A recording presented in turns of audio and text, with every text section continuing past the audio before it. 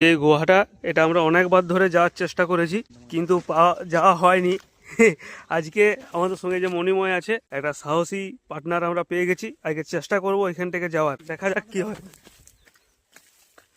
চলো।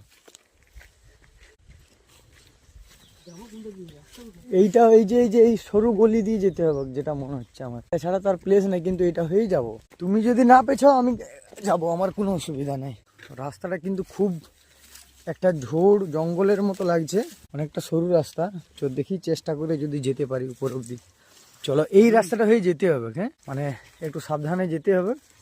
সৌরভদা আগে আছে, আমি পিছনে যাচ্ছি। তো দেখা যাক কিভাবে যেতে পারি। এটা অসাধারণ কিন্তু অনুভব হচ্ছে। এই জায়গাটা হচ্ছে একটা গা ছমছম জায়গা, আর আমরা প্রায় ওই জায়গাটায় চলে এসেছি। আজ মোটামুটি 3-4 বছর ধরে আমি অনেকবার চেষ্টা করেছি এখান থেকে আসার জন্য, কিন্তু এই জায়গাটা অবধি পৌঁছানোর মতন আমি পার্টনার পাইনি। আজকে মণিময় ভাইকে পেয়েছি, আমরা এতটা আসতে পেরে মানে আমরা সফল হবই। আসুন।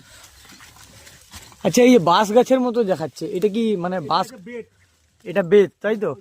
আমি তো দেখেছি যে এই মানে এটা দিয়েই তো কিছু ইয়ে করে না, কাটা ঢুকেছে নাকি হাতে? আচ্ছা দেখো সাবধানে।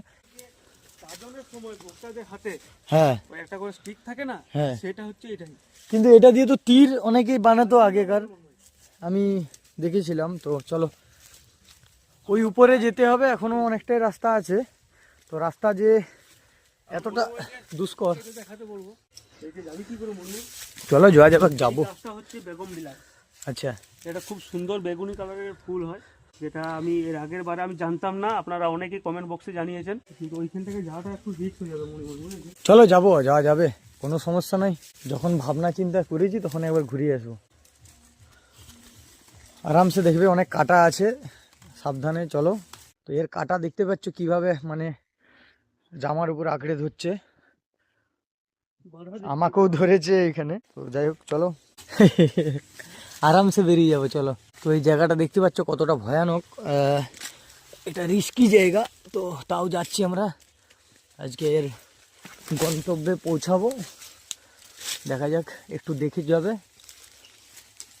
কারণ শীতকালে সাপ এই রোদের সময় ওরা কিন্তু বেরোয়। তো শেষমেশ এই জায়গায় এসে পৌঁছেছি। এই যে জায়গাটা দেখছেন, এটা বর্ষার সময় যদি আসেন, যেটা ঝর্ণার মতন এখান থেকে জল ধারা একটা নেমে আসে, একটা অসাধারণ দৃশ্য।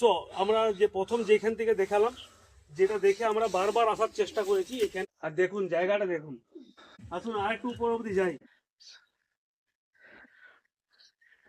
এটা আজকে